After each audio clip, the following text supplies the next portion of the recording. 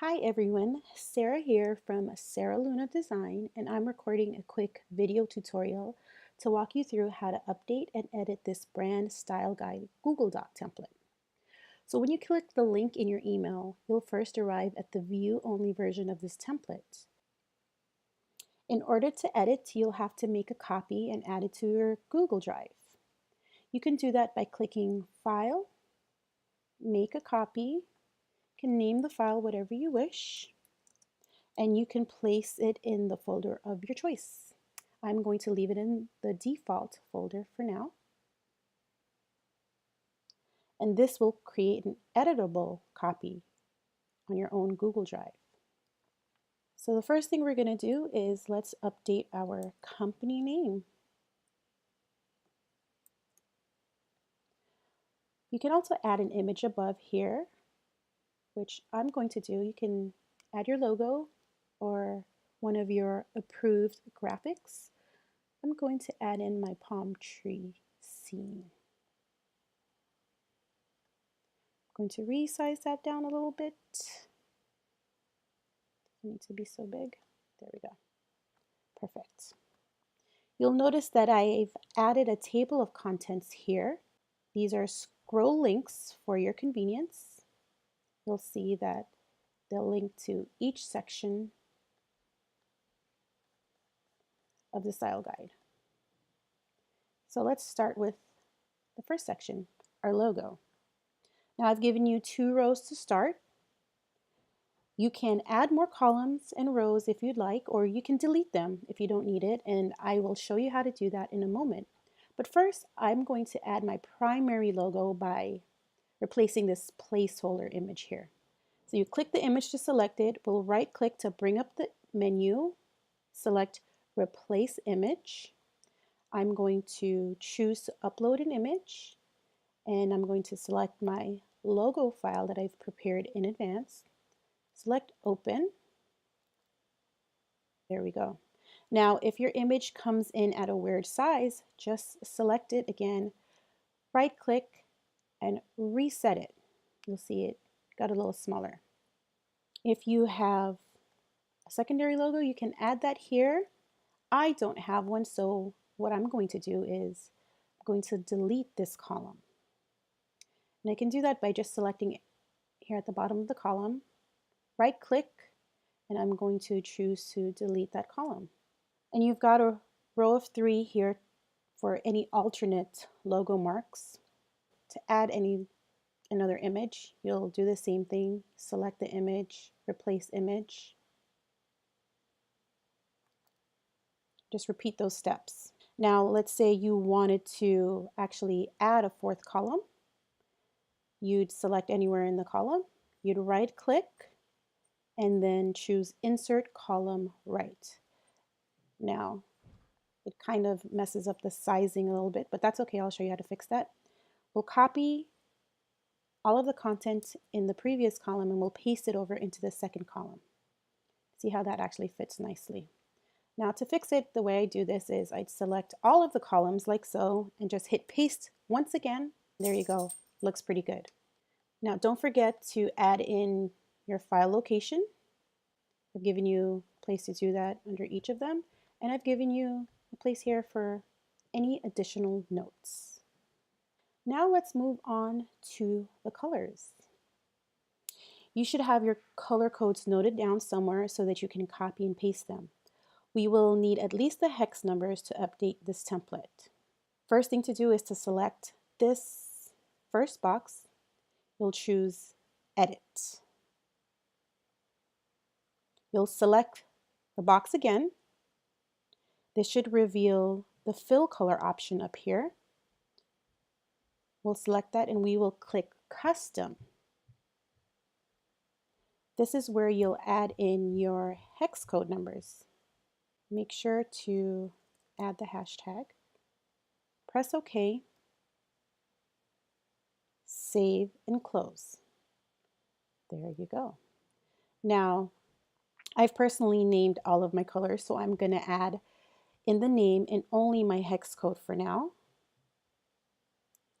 I'll probably come back later and add in the other values.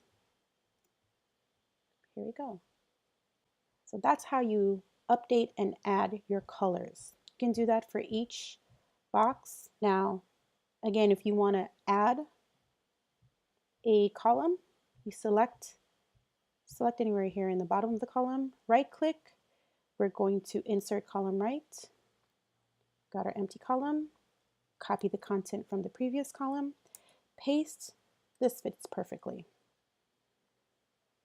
Now if you wanted to delete a column, you do the same thing. Select the column, just click in the column, right click, and you'll delete the column. There you go.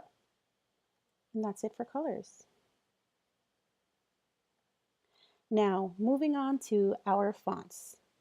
We'll want to add our headline, subhead, and body copy fonts here. If you're using Google Fonts, this will be super easy. You'll just select the font. We'll start with the headline fonts here. Select the font like so, and just go to the font menu. Search for your font. You can also search for more fonts if you don't see your Google Fonts there. There's a bigger list. You can search here. Don't forget to update the name of your font here. You can do that for all the others if you're using Google Fonts. Now, if you're like me and some of your fonts are not Google Fonts, then you could add a photo of your font for visual reference. And that's what I'm going to do for my headline fonts. So I'm going to delete this first one here, and I'm going to insert an image. I prepared a font image beforehand. We'll open it. And there we go. That is the font that I'm using for my headlines. It's kind of big, so I'm going to resize it down by selecting it and just dragging it to resize it. That looks pretty good. Now, don't forget to add in your links to your font files so that it will be easier to find in the future. Now on to our last section. This is where we'll add our imagery. We've got 2 rows to start with. Add or delete as you see fit. I'm going to just quickly add an image by replacing this here. I'm going to choose to upload. I'm going to choose that single palm tree. And just repeat the steps that we went over before. Now you can see this needs to be reset, so I'm going to right click that image and reset it so that it fits nicely. It's a little bit big, so I'm going to resize that down a bit. I can add more photos, more imagery. I can add columns. Don't forget to add the file location of your assets. Now I'm going to show you what my finished brand style guide looks like. Here we go. So you see I've got my cover, got my links. Here are my logos. I've added all of my variations. You'll see that I've also added links to all of the image assets, and I've noted where the vector files can be found. Here are my colors. I've got quite a few, very colorful and bold. You'll notice I've named all of my colors, and I've added in the hex codes for both my primary and secondary colors. And moving on to my fonts, this is my font image. Below are my Google fonts, and I've added in links to the font files for easy reference. And lastly, my images, I've added in examples of graphic elements in social media posts, and I've added links to the files. I plan to add a few more image examples in the near future, so this section will be growing. I now have a document that I can refer to whenever I need any of this information, and I have something that I can share with others on my team. This style guide is a great starting point for keeping the look and feel of my brand consistent across all the various marketing collateral that I'll make. I hope you found this tutorial helpful, and if you want to learn more, you can read my blog post about brand style guides and why your business needs one. That link will be in the description below. Thanks, and I hope you have a wonderful day. Bye!